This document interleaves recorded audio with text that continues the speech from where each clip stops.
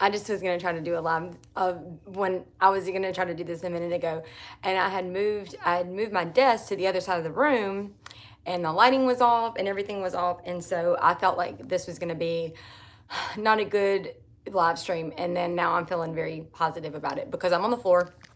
I'm sitting on the floor, and yeah, I think it's let's see. I like this. I like sitting in the end style. I mean, crisscross applesauce, if I'm going to be politically correct. So this is going to be like a live stream before the live stream because I'm very excited about this event that we have tomorrow. It's called Together We Recover. And the lady that runs our house, Miss Deb, that I talk about all the time, it's actually the 6th annual event that, this is their 6th annual one that they're doing, or their 6th one that they're doing.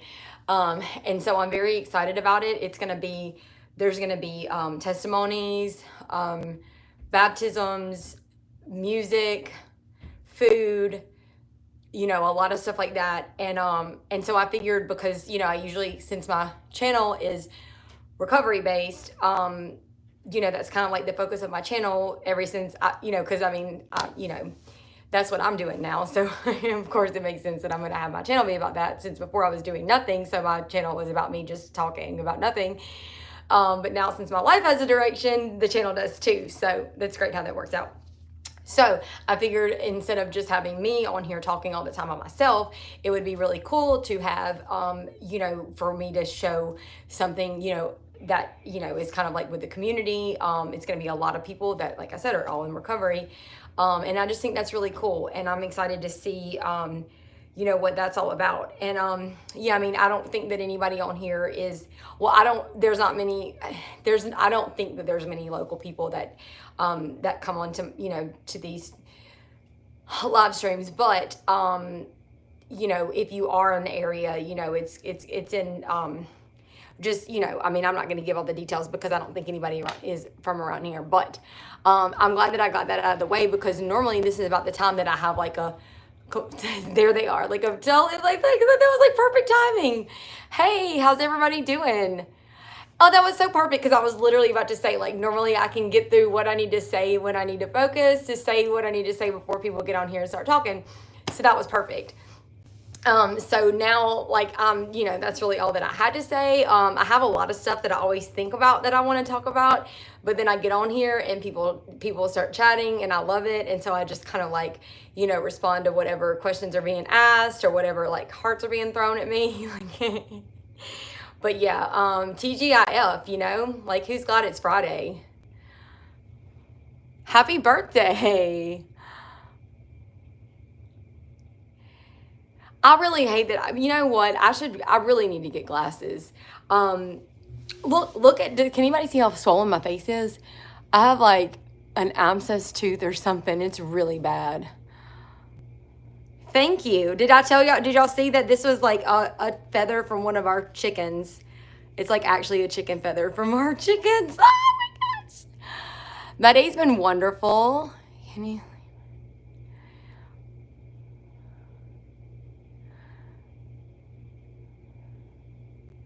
Okay.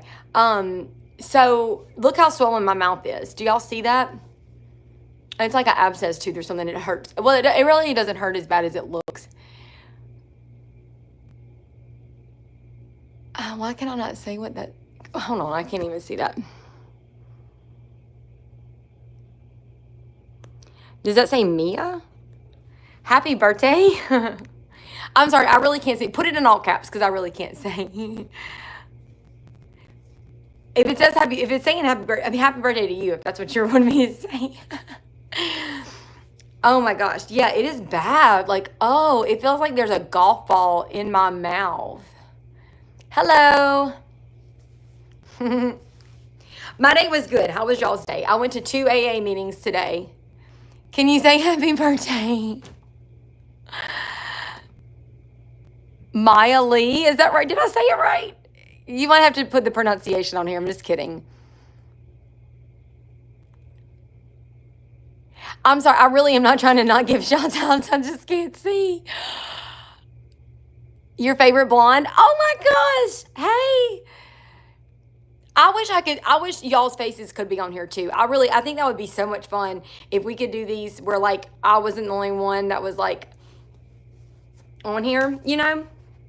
I mean, technically I could. So if y'all would send me an email, I could get y'all's information and you guys could come on here too. And it'd be really fun because I don't like being the only one on here. God, my mouth is so. If you send me an email, Alice, ALICE, Breedlove, BREEDLOVE, and the number 1 at gmail.com.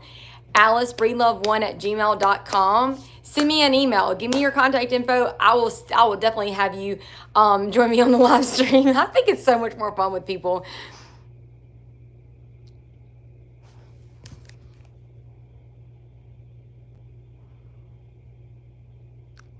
Mia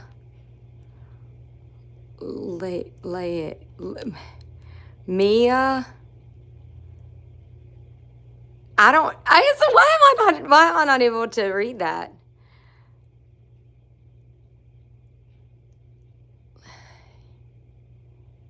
Me. Okay, did I get it? I'm sorry.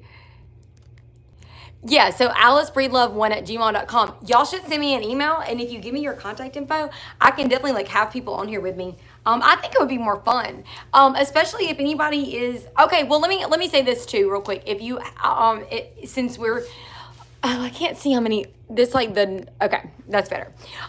If you have not subscribed to my channel, please do so. And I know I always say this, but when you subscribe to my channel, stay subscribed to it so that you don't miss future episodes and live streams and stuff, because I noticed that the numbers like fluctuate. I don't know if people change their mind or how that works, but it's like I'm kind of holding strong at like 650 whatever. I want to get the numbers up. I really do, because I think that as I'm growing in my recovery, I think that if the channel grew too, that it would be successful for everybody. I mean, I don't think it needs to be limited just to people that are, struggling with addiction or in recovery or anything like that, but it definitely is something that I would like for it to reach more people that can relate to kind of the struggle, or the, not even the struggle, but just like the whole the whole process. So if you know anybody that could benefit from my channel, I would strongly I would ask that you please share this with them. Like I said, if you haven't subscribed already, please do so. I don't do this for money. Was a good thing, because I do this because, the main reason I do it is because it really helps me. It helps hold me accountable. Tonight, I've noticed today that I've just been like, I'm sorry, I can feel when there's like stuff bubbling up inside of me, and it's not in a bad way. It's just, oh, good. I'm glad I said it right. It's not in a bad way. It's just that, energy cannot be created or destroyed. It can only be transferred. It cannot be created or destroyed. It can only be transferred. Yeah, that's right. So, when we have negative things that pop up in our, in our emotions, like in our lives, or however you want to say it. I'm not trying to be all like scientific with it, but it's going to happen. We're going to have things that are going to come up that are going to make us feel uneasy. A lot of people may be at different, like it may not be all to the same extent as far as like how aware we are of it, but I've been good. No, I've been really good, other than like this thing that's like I have like an abscessed tooth or something. But other than that, I'm good. How have you been?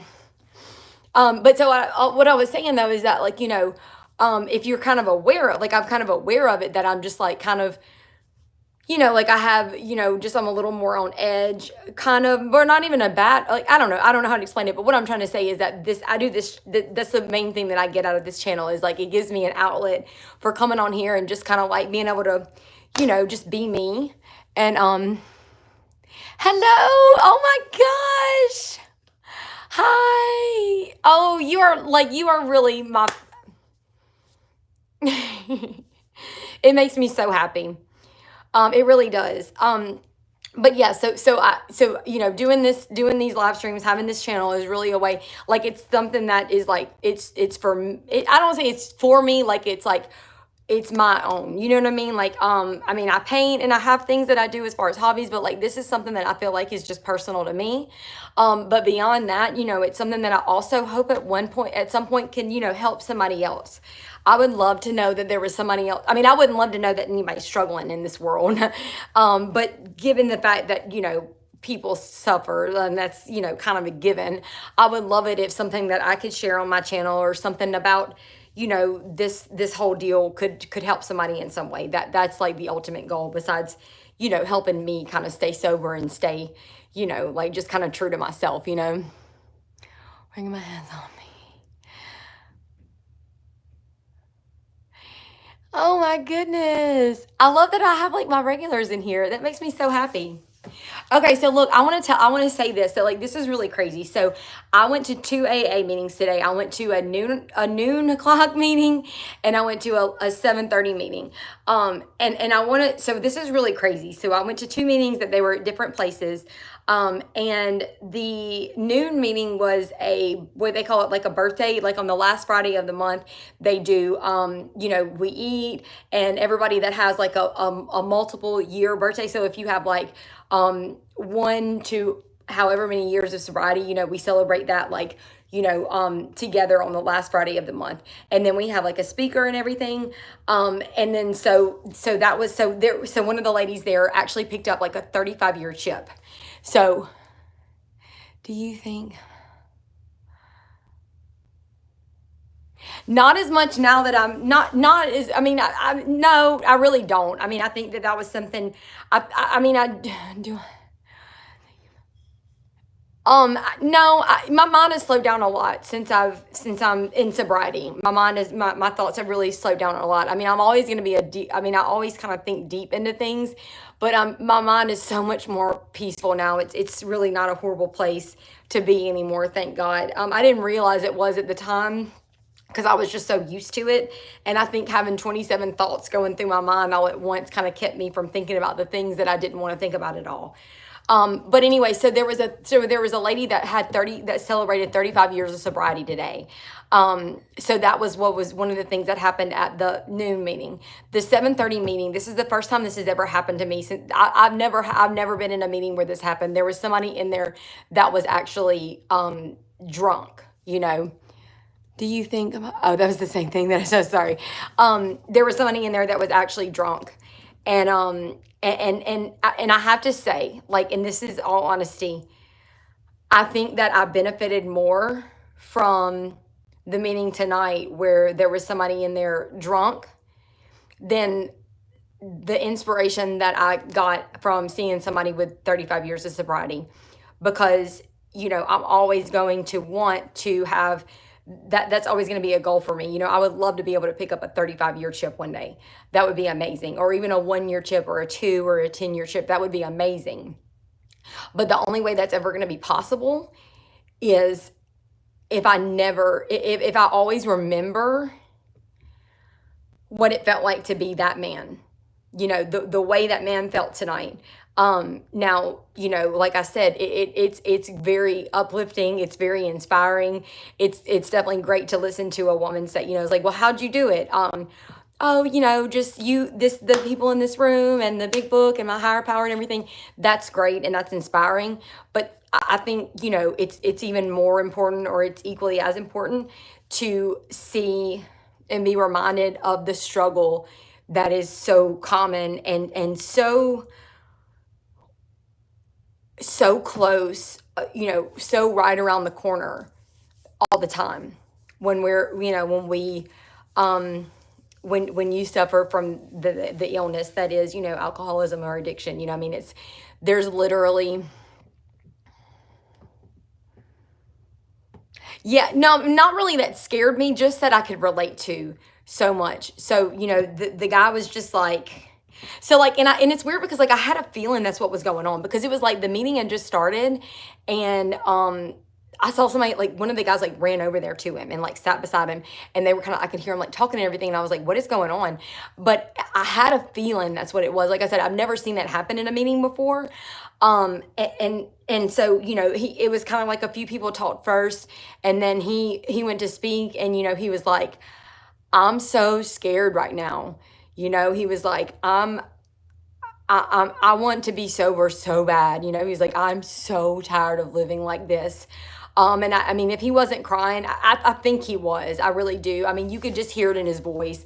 More than messed up, he sounded like messed up. You know what I mean? Like his voice was like quivering and stuff. Like it wasn't like I mean, yes, he was definitely under the influence, but it was more of like the desperation that was coming out than anything. He was like, I mean, I want to be sober so bad. He was like, I'm not even sober right now, honestly. He said, but I don't know what's wrong with me. He was like, actually, I do know what's wrong with me. Like I suffer from an illness. And it's true. And that's exactly what what it is, and he said, and God, this is something that's so true. Like it really, like I said, it's like, I just needed to hear that to be reminded of it. He said, I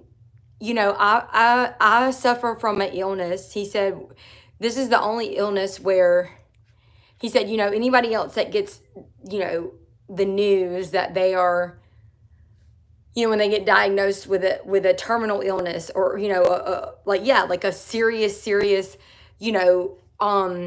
diagnosis, the doctor tells them like, do this, take this medicine, whatever, and um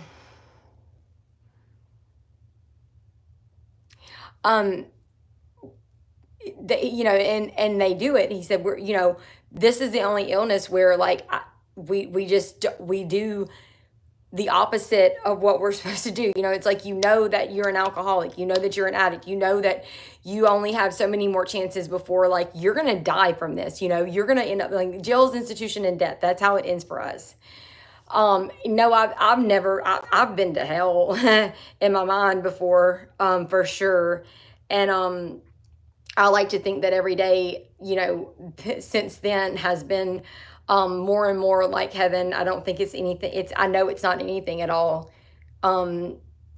equal to what it's actually going to be like. But it's my life is so much better just here on earth.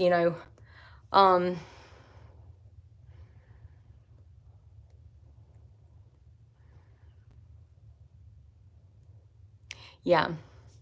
Yeah, I mean, like I said, I could hear the desperation in his voice. And, and so I needed to hear that more than I need to hear, the happy, I mean, like like I said, the happy stories are great. But that's never, the happy stuff was never enough to keep me sober in the first place, you know, um, seeing my life, the times when things were going great for me, those were the times that I usually screwed it up the most. So, the sunshine and rainbows doesn't always work for me. I need to be reminded of how bad it was the day that, or every day that I wanted to blow my brains out, And I'm not a dark person. I'm not negative. I'm not pessimistic. I'm not a doom and gloom person. But I have to remember how bad it was then. That's the only thing that's going to keep me sober. Thinking about sunshine and rainbows all the time just doesn't cut it for me, because that was the delusion that I lived in when I was, yeah, honestly, right.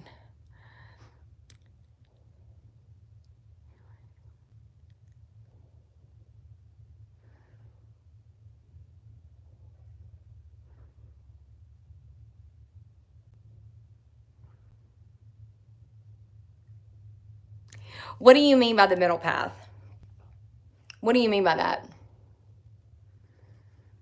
And yeah, I've heard the expression, like, I'm trying to say, what is that? Heath, I'm sorry, y'all, my vision is so bad.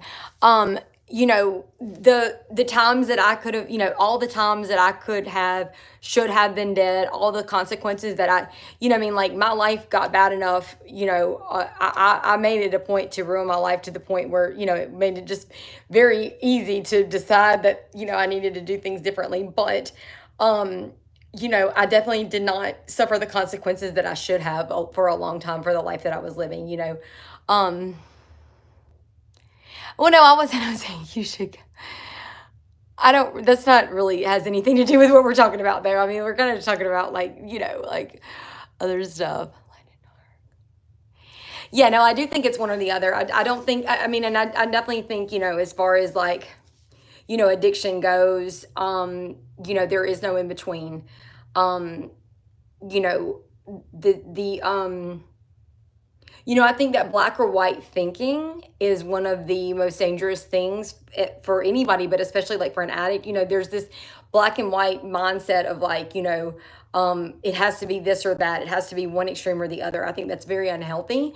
But I think by nature, addicts and alcoholics, really anybody that suffers from any type of an addiction, we tend to do everything to the extreme. Um, Thank you. I appreciate that. And honestly, I was gonna say, like I'm actually a lot more tamed down than I was toned down, I guess. Like a few Fridays ago, because I actually had a Red Bull and coffee at the AA meeting tonight, like I did the other night. That I was like out of control. I'm actually really not like that. I think it's because my tooth hurts so bad, or like my mouth hurts so bad. But no, I'm not gonna be mean and be like, get out. But no, I mean, I do want to keep this channel kind of like centered around recovery and stuff. Like I said, I definitely don't think that it needs to be, like it's not exclusive to that, but it's just really what I want to talk about, because I just think that it's something that I want to, have people be able to share their common struggles and experiences and strength and hope. I didn't mean to throw you off course. It's okay. No, it's okay. I always get thrown off course. That's why I was like, I said what I had to say in the beginning before people got on here and started chatting. But I will say it again though, even though I said it already. I am gonna do tomorrow. I'm gonna do a live stream during our fundraising, or not a fundraiser, an event. It's actually like it's called Together We Recover. So it's an event that is the 6th annual one that the lady that runs the house, Miss Deb, that I talk about all the time. She's actually the one that's putting it on, her and her team and everything. So it's locally, and they're gonna have music, like they're gonna have live music, they're gonna have food, they're gonna have giveaways, they're gonna have testimonies, speakers, baptisms. There's gonna be a lot of stuff like that going on. So I figured, how cool would it be, rather than me just getting on here and talking about recovery and stuff, which is fine, but I would like for you guys to kind of share in like some like group, a group setting, like to kind of see, like, I just think I think it would be really cool. And there's not many opportunities, I would think. I don't think that it's something that I get to do very often, because it's not like I'm gonna like post up in an AA meeting or something. I don't think that would be appropriate, but I do want to put that out there for anybody who is interested in, or because it's for everybody. It's for anybody that's in any way like involved in recovery. So what do you think is the cause for addiction? That's something that I've thought about a lot. I think that it's something. Well, genetics play a huge part in it, but I think that nature and nurture are almost the same thing. I don't know if you could even distinguish between the two, because you see how I get like so excited to talk about this. I'm like, okay, all right, that was a great question. Thank you for that.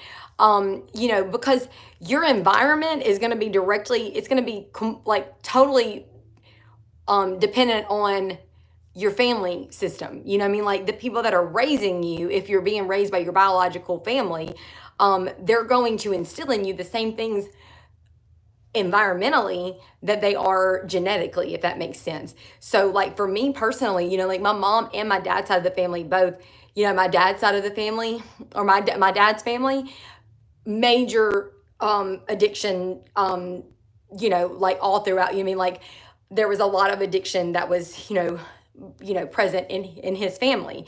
My mom's side of the family, very much like I would say mental illness, a lot of depression, a lot of just very unhealthy, emotional, like just mental illness, I would say. And that's a word that I really hate using that phrase, but I think for simplicity, I think that it's that's appropriate. So I think that genetically, or biologically, like hereditary, I think that I was predisposed most likely to have those tendencies anyway. But also I think that it's just a combination of things. I think that the life choices that I made, number one, I made life choices that probably people that don't have those alcoholic or addictive tendencies probably wouldn't have made those choices. I did not care. I never thought about the consequences of anything. Um, I would say, yes, I think it's a combination of both. Like there was never anything in me that thought, there was never a part of me that thought like, this is wrong, I shouldn't do that. Now, I will say this, when it comes to right and wrong in life, my whole life, I've always known right from wrong, and I've always done the right thing. Like I've always been consciously aware of wrong and right, and I've always had a very, very strong moral foundation that on which I built, like I have, like that's very important to me. But when it came to drugs and alcohol, no regard for it whatsoever. That was just something that was just, it was like I said, like it was just like it was in me. I never questioned it. It was like when I drank for the first time when I was 14 years old, got blackout drunk, woke up in my own puke. I know I say that all the time. It was like, that really was what happened. It felt natural to me, and I did it. I never stopped doing it, and I would trade out one thing for another, whether it be alcohol, drugs, it was just, it was so natural to me. And it was like, y'all, it was crazy. There was never a consequence that was too bad for me to even consider. Maybe this isn't good. I've spent so many years of like college and in my teens and my 20s, like just blackout drunk, throwing up, sleeping in the back of cars, hungover, dropping, missing school, losing jobs, run-ins with the cops, always broke, just going home with, barefoot and just crazy stuff,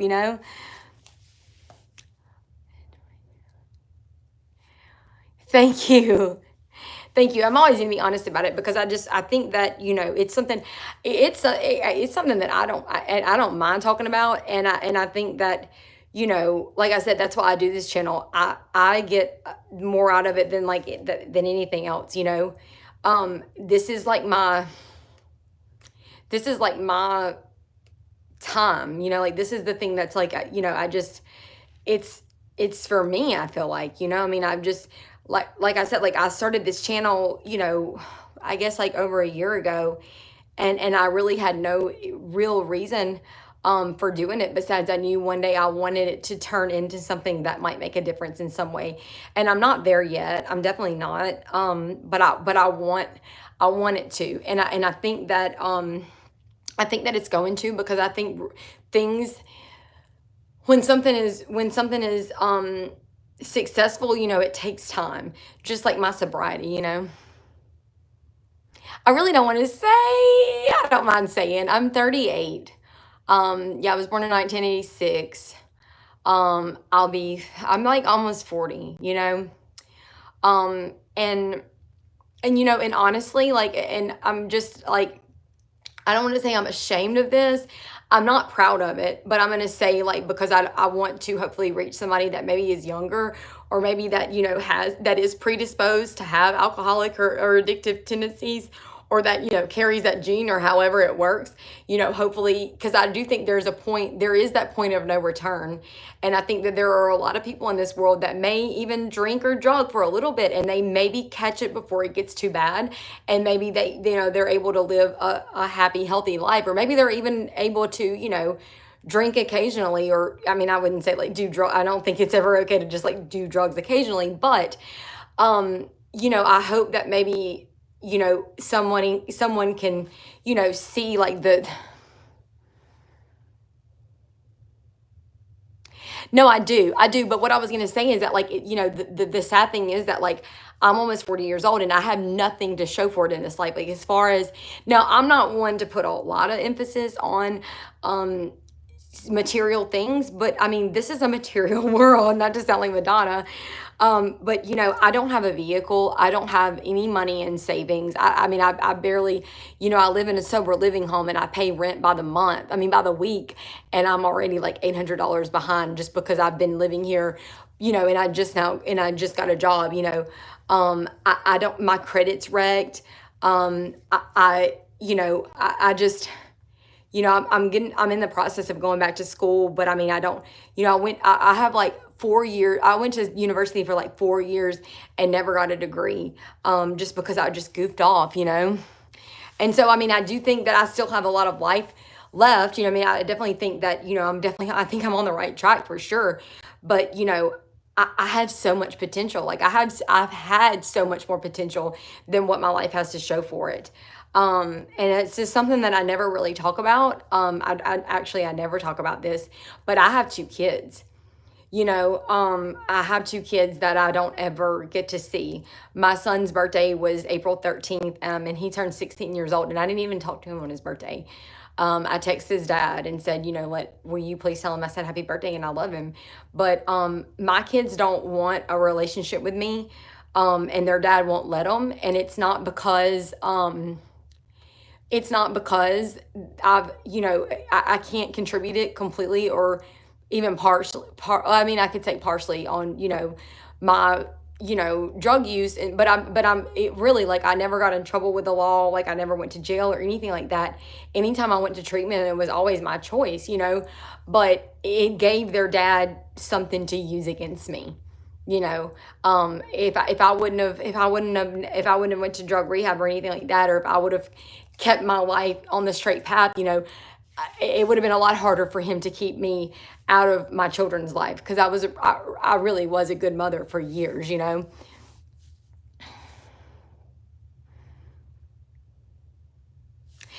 no, it does. And but the thing with the system is, there's a way to beat it. And like I said, I made it easy for society, for my ex-husband, for everybody to give. I gave them the ammo that they needed to turn me into the person that they always wanted me to be. I'm not a bad person. I'm not a failure. I'm not all the horrible things that my family and my ex have made me out to be. But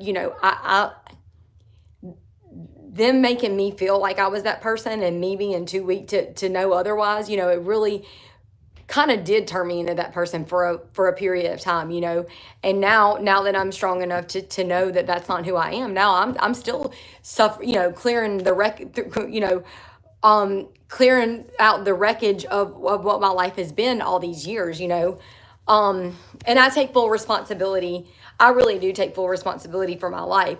But there's just a lot of people who unfortunately come from families that have held them, just made it, I mean, I would say like a scapegoat type deal. And so and the thing is, guys, here's the thing. I don't want to talk about my kids ever. I just don't. Because it hurts so bad. And that's part of the reason that's one of the main reasons that I got so bad off on drugs. I was self-medicating for a long time because I had so much trauma and stuff that I was trying to heal from, that I didn't know how to heal from. And I had no, and I'm not making excuses at all. I'm really not. But when my children weren't in my life anymore, and it hurt so bad that there was no way that there's no way that I would have made it through.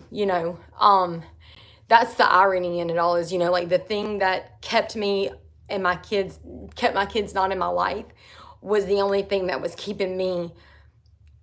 helping me cope with not having my kids in my life. Does that make sense? It doesn't make sense. It doesn't make sense at all, because it's like, if I wish I could, I mean, I don't know. I can't say, like, if I would have stopped doing drugs earlier, I don't know that it would have made a difference. But also, if I would have stopped doing drugs earlier, I don't know if I would have been able to go much longer. I mean, the pain of not having my kids, it was almost unbearable. It really was.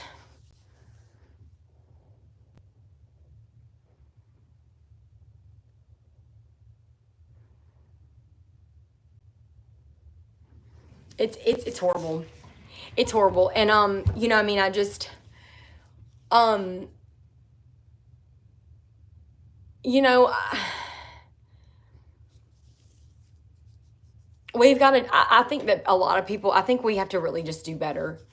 I really do. I mean, I see how I see, really, I see, like, it's possible to be to be civil with people. It's possible to treat people with respect and work through difficulties like as grown-ups and with respect for each other, and come to a mutual agreement that people can, that everybody can benefit, or, just kind of like meet halfway on. I know it's possible, and I know that I'm capable of it. Again, I have many flaws, I've made many mistakes, but we have to do better. I mean, like, living in this sober living house, like I've seen firsthand, like these women, they have the tendency to lean towards negative, negative thinking, kind of just negative behavior, patterns and everything. And I'm like, I'm trying so hard to be a positive influence. I really am. I feel like, I don't feel like, I know that I want to be. I know that my life won't be for nothing if from now and for the rest of my life, if I can just be a light in whatever room I'm in, I'm not going to be ashamed of who I am. I'm never going to be. I actually love the person that I am, even though that's very, that's easy to say, but I'm still working through a lot of the parts of me that, I'm not okay with, I was just saying earlier today, I was saying how, I just sleep. I don't even want to sleep. Like, if I don't have something to do, like, so me and my roommate, like, we got on the bikes today and we rode to the store with, like, the last few days, like, we've been really like getting out and doing stuff. And I was telling her how appreciative I am of that, because like, if I'm not at work or I don't have and that's another reason why I love these live streams. Like, if I'm not doing that, I will just go to sleep, and I won't even be tired. But it's like, I'm still, even if I think like, oh, I love myself, oh, I love life, like, I'm happy, there's a part of me that's not used to functioning without some type of cushion, like I'm still getting used to being in my own skin, being in my mind, just not running from everything. And it's hard. It's hard because, like I was saying, I did the math the other day, for 24 years of my life, I've been under the influence of something. That's a long time not to just be, and for years now, like for the last 3 or, more years, like, I've been so content with being alone. Like, I loved my alone time, but it was because, number one, like, I couldn't deal with anybody and nobody could deal with me. And also because I was using drugs every day. Of course I was fine with being by myself. It was the easiest way for me to just use and just not, I wasn't hurting anybody except myself. And it was just better that way, is what I thought. But, now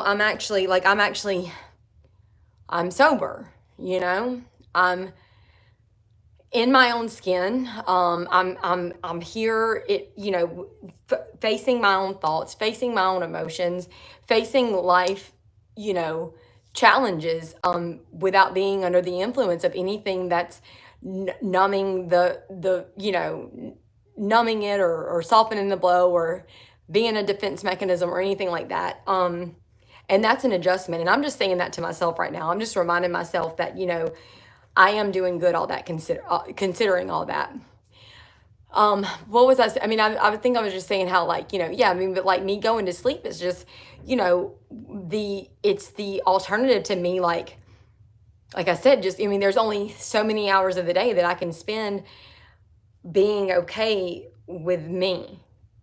Yeah, that's what I was going to say, that I love myself. And I do, I do in some ways, but there are tendencies that people that have a healthy, what would be the word? Like, people that have a healthy self-esteem, that are content with themselves, that are okay with who they are as a person, with being them. There are tendencies that people like that, there are tendencies that they have, and there are tendencies that people that typically have a low self-esteem, that have very low body image, personal, like, integrity, internally, externally, just like, it's just, there's things that you do or you don't do depending on where you kind of land on that scale, for one thing, people that truly care about themselves in a healthy way don't typically, put substances in their body that contain like everything under the kitchen sink.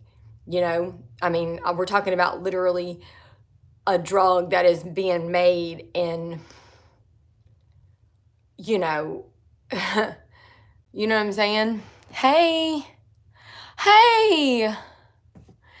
I'm glad that you came in and kind of distracted me because I was kind of I guess I was being negative, but I'm just talking about real life stuff, but I don't want to get bogged down with all that. I'd rather talk about that. How are you doing? How's everybody doing? Where is everybody? What's everybody doing? It's Friday night. TGIF, right? Hey, so I was just telling them I'm going to do a live stream tomorrow for the event that we're doing. It's called Together We Recover. And it's going to have like, live music. And I mean, it's like, I'm going to it. The Miss Deb, the lady that runs this house, she's the one that's putting it on, like her and her team. But I'm going to live stream so that you guys can be a part of it because I want you guys to be a part of that. And I want you to share and kind of help me promote it so that maybe we can get, because I think that there's a lot of people that could benefit from, hearing people's testimonies and just like kind of, being around like-minded people. Even if you're not there in person, you can be there, in spirit, virtually. Again, if you guys, if you haven't subscribed to my channel or if you have, like definitely, I feel like, one of the main things that's going to get me through, keep me on track, and help me to not get down on myself when I think about how pathetic my life, it's very easy for me to think like, wow, like my life is really pathetic. And I'm just being honest with you guys. I'm just kind of being like very raw and, kind of vulnerable here, but like, it's very easy for me to start feeling like, wow, I really, my life is kind of sad, and I know that's not the case, but like in the eyes of society, like it as far as like, the world standards, which I don't want to be, I know that that's not what matters. I know that, as Christians, we're not called to be of this world, but like I'm in this world. So, knowing also, the impact that I could have in the world or like the help that I could be to people if I had the means.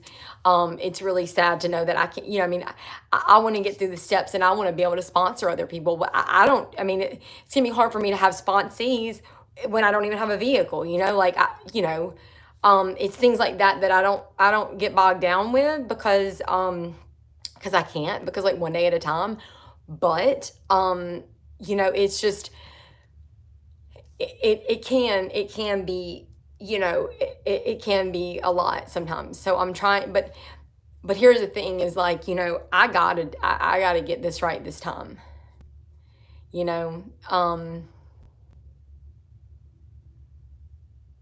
I do.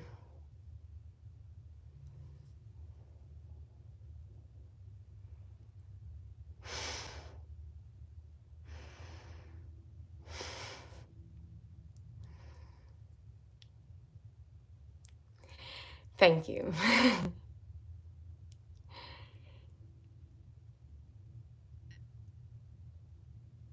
I really appreciate that. I didn't realize, actually, I did kind of realize that I was down a little bit. I just was kind of dealing with it in like a hyper way. I was kind of, being a little bit like out there with, just my behavior and everything, just kind of being like a little over the top, like I do sometimes when I have like stuff that's kind of like bubbling right under the surface. But I really am so thankful for this channel. I really am so thankful for not just you guys. Yeah, for you guys, but for like the people in my life that, man, like I want to say I don't know where I would be without y'all and them, but I know where I would be because my whole life I've never had people that truly supported me. I never had positive people in my life, and look where it got me. You know, it got me in a really, really bad place.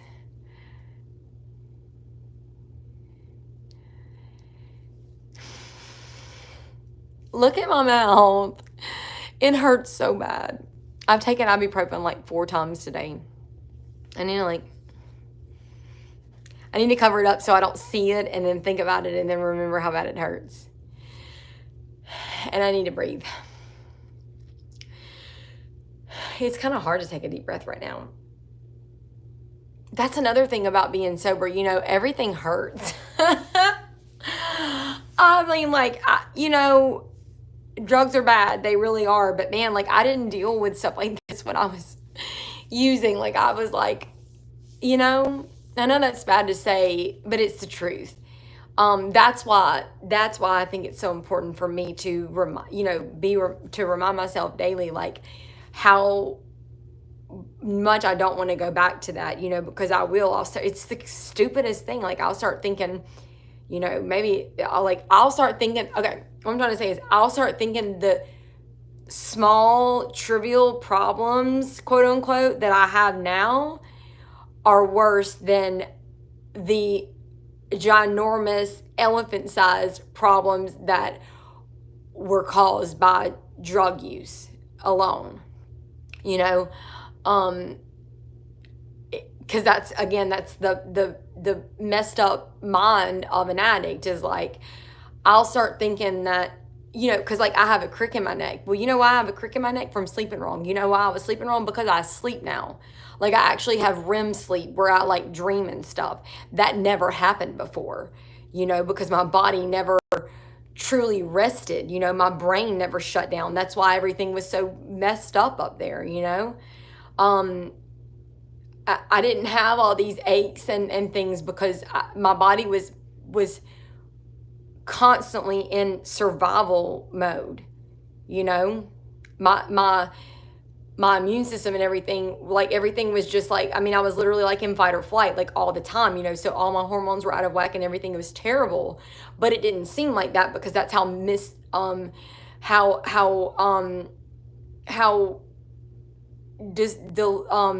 deceptive drugs are, you know. That's how much they deceive you, you know. They make you delusional to reality, you know. And you start thinking, I mean, like, I used to think I was invincible. I mean, I really did. I mean, I really thought I didn't age, I didn't get sick. I mean, well, and I mean, I really didn't get sick or anything, but like I said, it was because my body was in a constant state of survival, fight or flight, you know. I mean, everything, like, everything, all my hormones were just, you mean, like, it was just, it's so unhealthy. That's so unhealthy. That's no way to live, you know. And then all these hormones that, you know, just like your dopamine levels and everything, I mean, they're just so burnt out, you know. I mean, it's like, I mean, I'm actually very thankful that you know, praise God that I'm actually as okay as I am right now, you know, because like I've been doing a lot of research about, like, you know, just the drug itself, like methamphetamine, like how much, you know what I mean, like just how it, like how, like, I want to know exactly how negatively it affects the brain and the body and everything. Like, I need to know these things because there may be a day, there probably will be a day where I'm going to think some dumb shit, like, excuse my language, like, I'm going to start having these crazy thoughts in my head, like, maybe it's okay for me to use again, you know, which is insane. But, you know, that's how, I mean, it's, you know, it can't be that insane in my mind because I've done it in the past. You know, I've got, you know, I've had bouts of sobriety and my life has gotten completely back on track in every way. I mean, I was doing great and then I relapsed. So, I mean, like, obviously there's a part of my brain does not operate like a normal person's brain, you know. So I want to know everything about the drug. I want to know all the messed up ways that it negatively affects my body and my brain and my everything, so that you know, it gives me more of a chance to, you know, makes it less likely that I ever go down that road again. You look absolutely.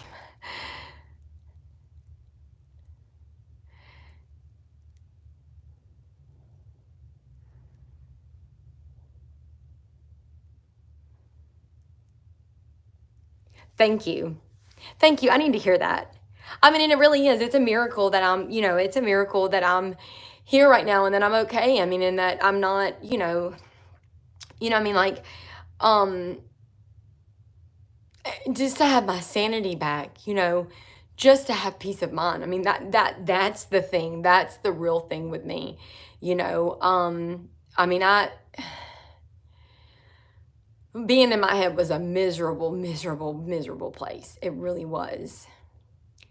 Because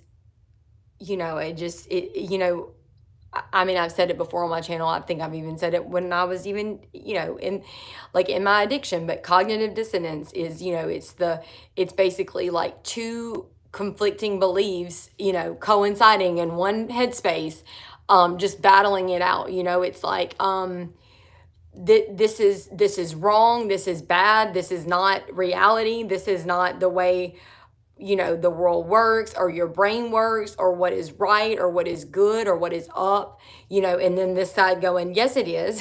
Like, I'm not trying to sell it, it's like, it's crazy, but it's like literally, me just, being at my wit's end because like, I have these two, like the devil and the angel on my shoulder, just like arguing all the time, just like trying to convince me, no, I'm right. No, I'm right. And it's like, it's crazy.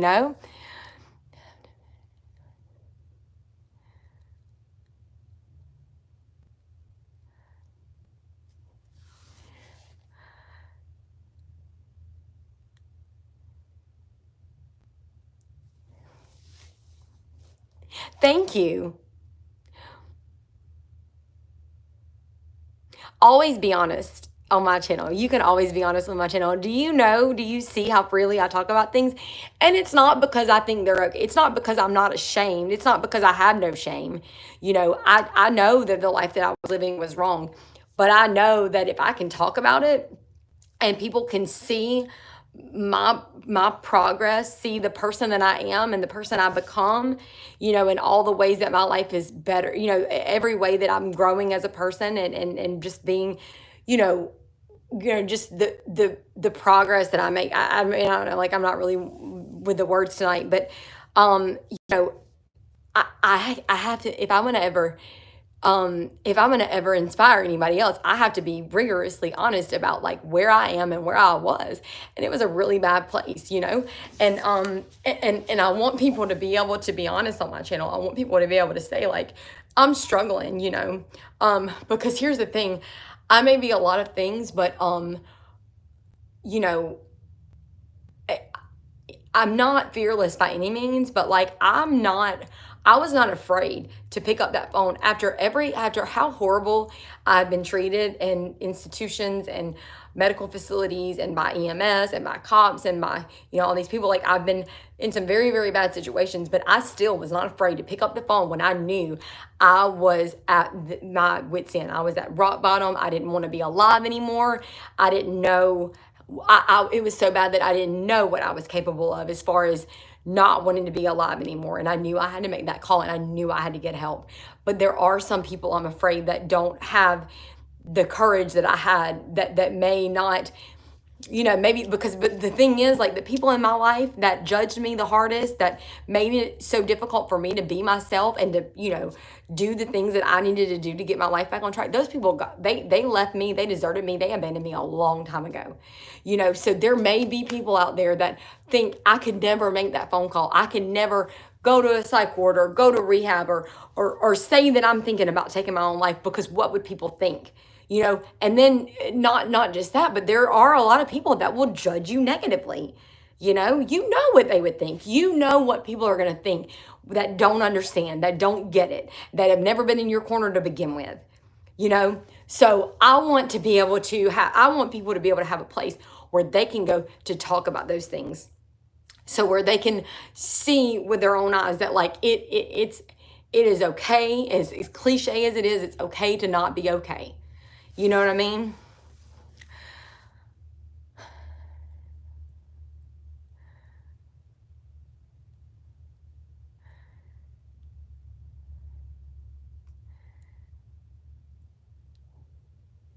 Thank you.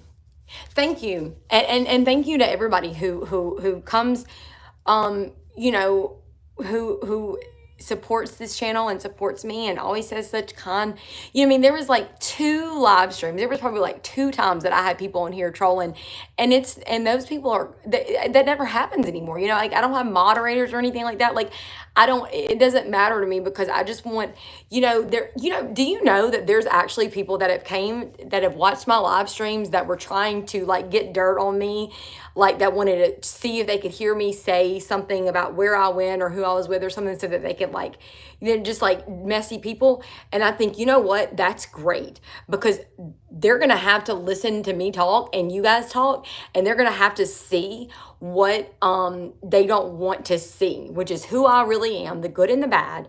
And what this illness is like, what addiction is like, what recovery is like, because a lot of them are sick too. And it's not my place to go around telling those people that. I won't go around telling people that, but I know it. And if they come to my channel, I don't care what you come to my channel for, honestly. You can come on my channel to like throw stones at me. You can come to my channel to support me. You can come to my channel because it doesn't matter. I've asked people before, like, what made you stop on my live stream? Like, what made somebody in Australia or Norway or somewhere like to watch my live stream? And some of them were like, we just saw a pretty face. I'm like, I don't care. That's fine. Thank you. Because if you're here, you're bound to hear something that either now or in the future could potentially help you if you need it. There are a lot of people out there that don't know that they're sick. There's a lot of people that maybe they're not to that point yet, or they don't know that it's not that. Maybe they think, there was a person in the meeting today that was saying that like since they were 5 years old, they just always knew alcohol. They never knew anything was wrong with it because that's all they've ever known. The man that spoke today at the noon meeting, he came from a family. Every man in his family was alcoholic. I mean, it's just like, that's just how it is. So, I mean, like, I think it's great for people to come here for any reason, I mean, because, because everything catches up to us. These people that are running around not living their lives right, like it's going to catch up to them, and I hope that it does. But because sometimes it takes that, because people that have everything handed to them on a silver spoon, or people that don't see reap the consequences of their actions, those are people that are going to never reform. They're never going to change. They're never going to repent. They're never going to break down, drop to their knees and surrender to God. It's just going to be very unlikely that happens to them. And I believe that that's why the Bible says that there is going to be more rejoicing in heaven over one sinner that repents than over 99 righteous that don't. I believe that that's why. It's because if you are righteous, if you never do anything wrong, nobody's perfect, but like if you have never been at the bottom, if you've never had if you've never struggled, if you've never just truly suffered, or truly just got really, really went down a bad road, you never really know. I don't think it's possible to lean on God, to depend on him, to surrender to him the way I have.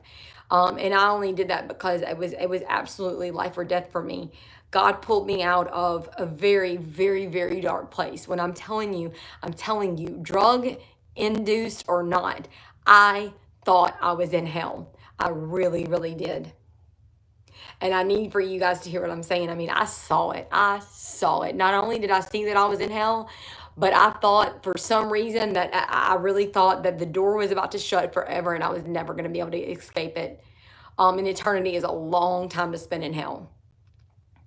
And I don't know if God wanted me, I don't know if God wanted me to see that so that it could scare me straight, or I don't know, but I know that I never want to go there again, and it scared me enough to think that if I go there again, I might not get out this time,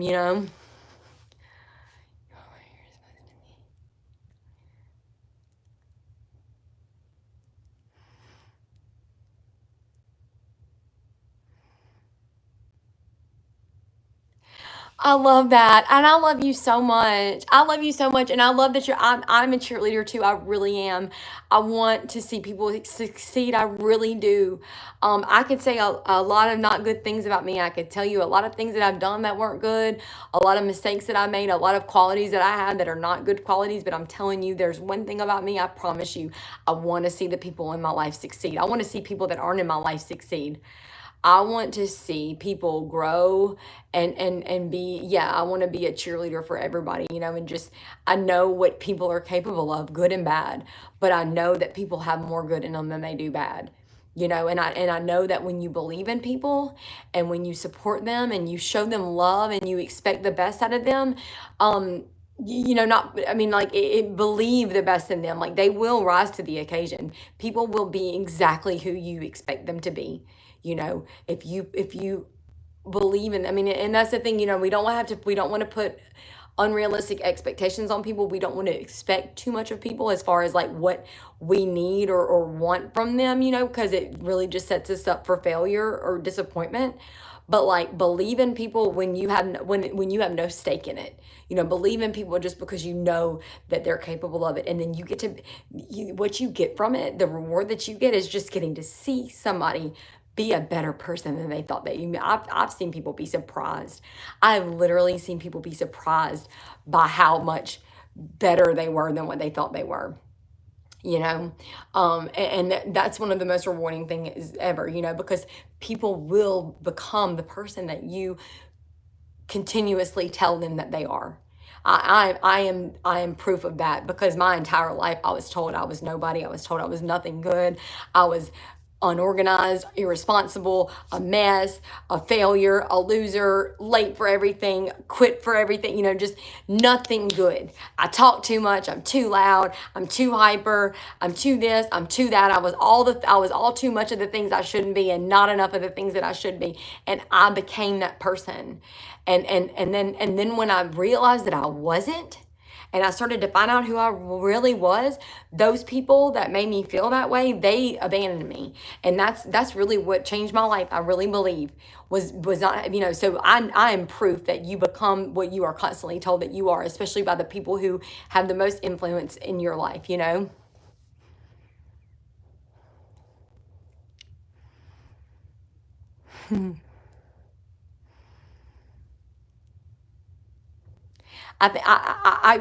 We're,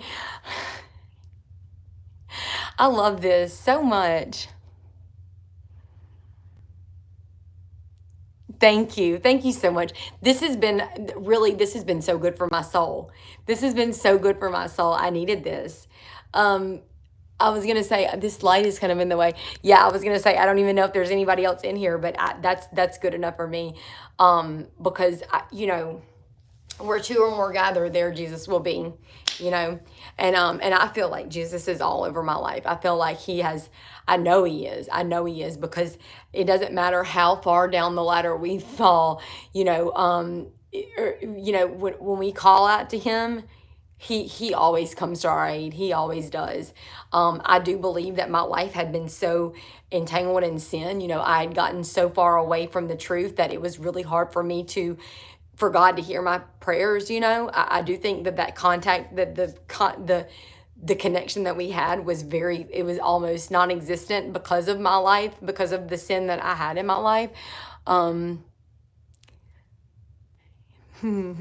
but still, when I cried out to him, he was there. He's never forsaken me, and now that I've, and I say I, like, it's not like I've really done, I mean, I haven't done a lot. I mean, God has continuously done for me what I couldn't do for myself. But the more I stay on the right path, the more he does for me, the more I feel his presence, the more I feel connected to him, the more I feel his love. I'm so grateful for that, and it makes me, I mean, and I think that that's what's going to keep me sober more than anything. Is it's not that I have to, it's not that, there's no court order making me be sober. There's no, there's not a lot of consequences that I would have in this, in this world for being a drug addict, for using again. It's that God loves me so much, and God has helped me so much and saved me so much and pulled me out of the depths of hell, to the extent that, like, I don't ever want to disappoint him again. I don't ever want to go down that road, because I want him to use me. Like, I want God to be able to use me, for his glory, for his benefit. Like, I want God, and he can't use me if I'm living in sin, if I'm living in, you know, in shame and living in a place where my mind is just not, I mean, the Bible says, be of sober mind, be sober and alert. And, have, I mean, like you can't serve God when your head's not on straight, um, and God, meth is just it's just so insidious. It's so insidious. It's so um evil. Why am I afraid to say that? Why am I so afraid to talk bad about this thing that is, literally taken, everything away from me, who is just destroyed my life? And I'm sitting here tiptoeing around the truth. Like, I don't want to say, I don't talk about people bad like that. I'm not like, oh, these people are evil. These are like, I don't want to give a person that, I mean, like, people, like I said, I think people in general are good, but like meth is just evil. And it's like, why am I just now? It's like, it really is this sick and twisted love affair that I've had for so long, like, but he loves me. He really loves me. Like, what?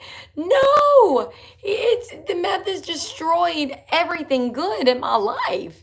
It's taken the best years of my life. It's taken away so much from me. And I mean, there has just been, like, it's just, why is it so? I mean, like, I've seen evil because of it. It brought me into the spiritual world, like, not on the good side. Like, I've had so many spiritual experiences, like, I've had so many just like really crazy, like on a whole nother plane of existence experiences, and none of them were from God, or not many of them were. I may have been seeing in the spirit or having these spiritual experiences, but they were not from God. I was seeing darkness because that's what meth brought me into. He will mold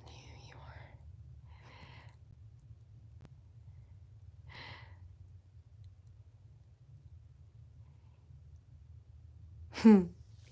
I really love the positivity, and you're just, yeah, I mean, you're so right. You're so right. Um, and I mean, and I just, yeah, I mean, it's like, it's just crazy. It's crazy because I mean, it's like good and bad, right, or dark, light and dark, um, you know, evil and, like, it's like they really look more similar than I think. Like, it doesn't really, I don't know how to explain it, but like, I was tapped into something that really resembled, um I mean, I think there's this, everybody talks about spiritual warfare and everything, but like, there is a battle. Like, there is a battle in the spiritual realm, in the heavenly realms, and and it kind of trickles down into like our physical, like this physical realm. But like, I you know there were times when I really thought that I was hearing from God or seeing visions from God, and I mean, they weren't. They weren't. They were from the devil. Like, they really were. Um, and I think that because, God has a plan for me, I think that, God has a plan for everybody, but I think that there, I've always felt this really strong calling. Like, God, really has, a lot that he has intended to use me for, and gave me some very, distinct, spiritual gifts for that reason. And I think that the devil knew that just as well. And so I think that, he took full advantage of that, and I allowed him to. I allowed him full access to my life, to my mind, to my heart, to everything about me, by opening that gateway, by using drugs and meth in particular. And I used to hear people say, like, meth brings out the demons in me. And I just thought that was so ridiculous. Like, I really did. I didn't want to hear it. I did not want to hear that, because I was so convinced that this drug was not only okay with God, like, not only was God okay with me using it, but like that it was bringing me, like, it was like, I don't even want to say it because it's so messed up. Oh, yes, come on.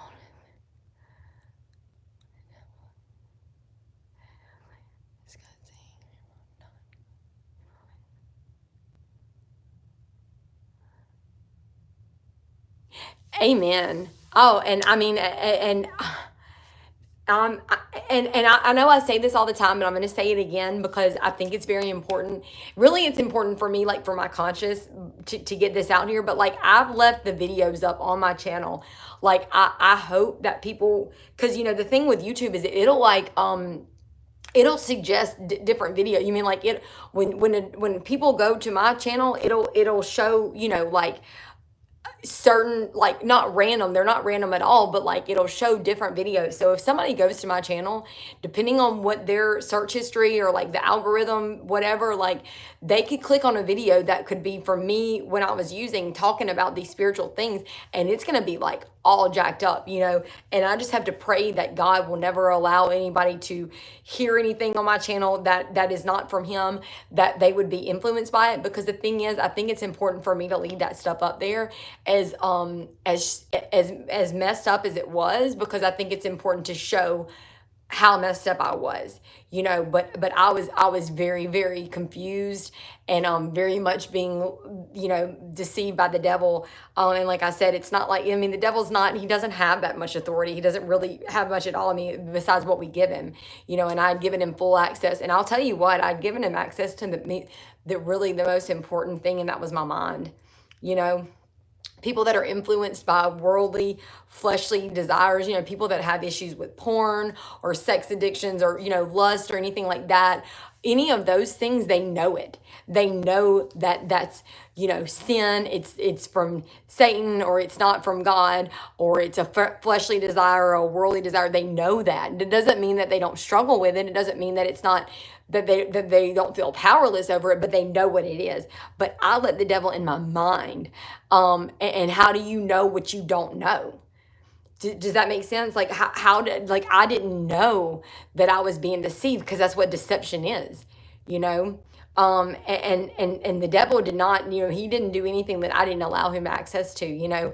I didn't know, but that's not, you know, I mean, like the things that I was thinking, and how I was justifying it was just foolish, you know. Like there may be some stupid little laws that are ridiculous, that don't make sense. Like I'm sure every state, I'm sure there's at least one law that's just bogus, you know. But saying that meth is illegal, and to think that it's not, that there's not a reason for that, you know, like it wrecks people's lives like more than anything else, you know.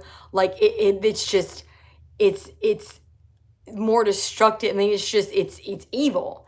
So for me to think that I was doing something like that, that God didn't have a problem with it, that's insane. That is so, that's stupid. That is so stupid.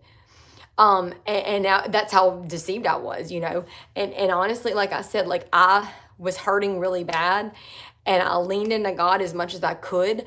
But like I said, the more I leaned into him, the more the devil leaned into me. I you know, gave into that, you know. And the fact is, you know, that I found relief, and I found relief in drugs that I could have found much more in God, but I didn't. I messed up, you know. I just did. I just messed up. And it took me down a very, very bad path. And I'm just very, very, very thankful that I'm not there anymore. I'm very, very thankful that God's given me another chance to be alive, and to have, you know, a life that's worth living, and a life that I'll be able to stand before him one day and be proud of, you know. And I'm so, so thankful that I serve a God that my God just answers me when I call, you know, that he's forgiven me, that I've never messed up so bad that he, you know what I mean? Like I've had everybody in my life not everybody in my life, but my family, you know, like my mom, my sister, my dad, you know, like the people that I thought were supposed to be there for me, they turned their back on me, you know, when I'd gotten to a point in my life, or when they thought I was at a point where they didn't, you know, I mean, they turned their back on me. God doesn't do that, you know. That's unconditional love, you know. That's so, God, I'm so thankful for that.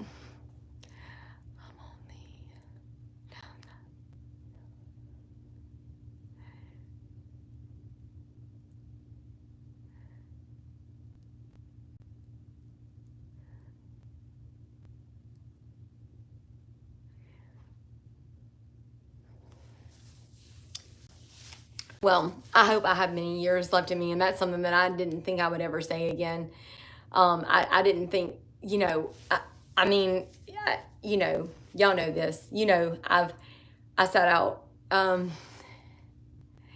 I sat outside waiting for the rapture every night because I couldn't imagine living another year, much less than, I mean, another day, much less another year on this earth. And it wasn't, and this earth is not that bad. It was my life. It was the place that I was at mentally, spiritually, emotionally. I, when I would hear people say 2025, like, I mean, obviously last year, when I would hear people say 2025, I cringed because there was no way I could ever imagine seeing another year. I was so hopeless. I was so hopeless. And I had already been that hopeless before once in my life. And I got a second chance in the world. I got a second chance to like try to be a functioning member of society. This time I didn't even think that was possible. Like, it wasn't that I didn't want to, it wasn't that I thought I was hopeless as far as like going back into the world. It was that I didn't think it, I mean, I didn't even, I mean, I was too far beyond that. It was me. It was me, you know? Oh man, it's crazy. And I don't want to dwell on that, but like I said at the start of this live stream, it could, I wish I wish it could be like all sunshine and rainbows, and I could just talk about like, all the positive, like I could just be positive all the time and talk about, like how much better I feel now, and not even never think about where I, how far, where I came from, but I have to. It's just that's what's going to keep me on the right path, is remembering where I came from and remembering how horrible it was, and remembering what God pulled me out of, because that's really the easiest way for me to worship him and praise him and be grateful to him. One of the easiest ways for me to do that is just to think about where he's brought me out, like what he's brought me out of, and what he saved me from, and everything he's done for me, yeah.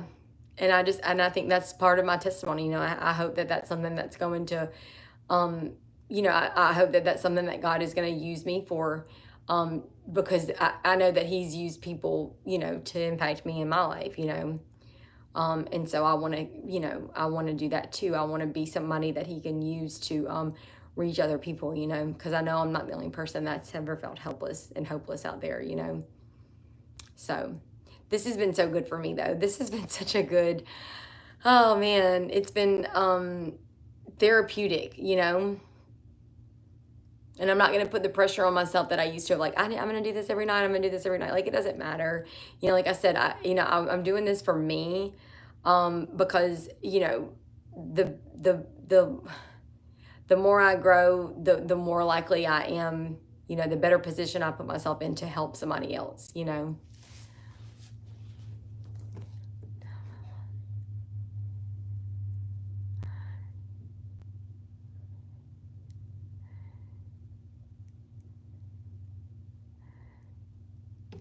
I love that.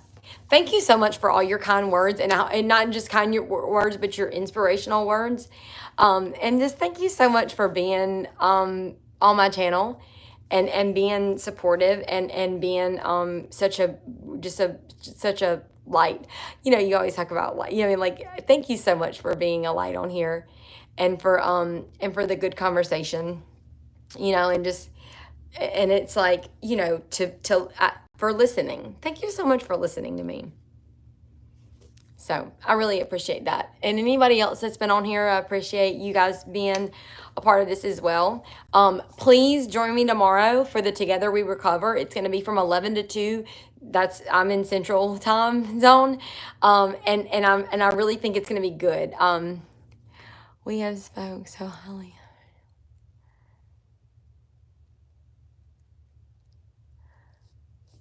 It's been good. Everything's been good. I'm going to try to get some rest because we do have a big day tomorrow.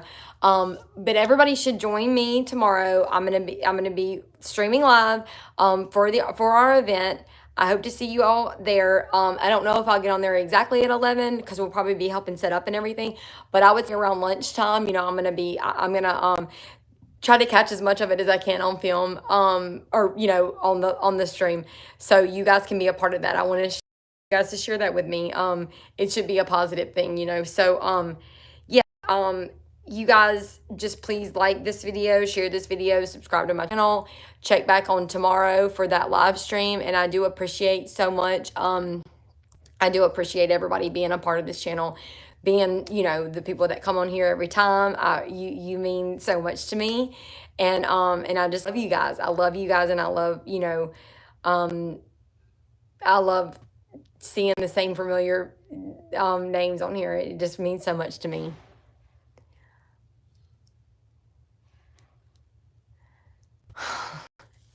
Thank you so much. I love you so much. I hope that you have a great night. I hope that everybody has a great night. And I hope to see you guys on here again tomorrow for the Together We Recover.